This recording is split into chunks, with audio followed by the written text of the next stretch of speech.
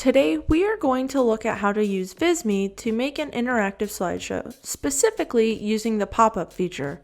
Pop-ups allow you to use the selection of an element as a cue for the entrance of another element. In this example, the text on the bottom right-hand side, when clicked on, brings up this chart. It is a great way to add more context to the slideshow that you are presenting to a client.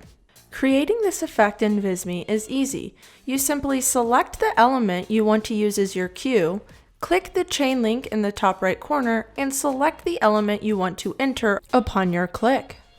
To do this, you also want to make sure that when you select your element and click the chain link in the top right corner, that you select the pop-up feature. And then again, you select the object that you want to pop up when clicked. Always make sure you check your preview that everything is working the way you want it to.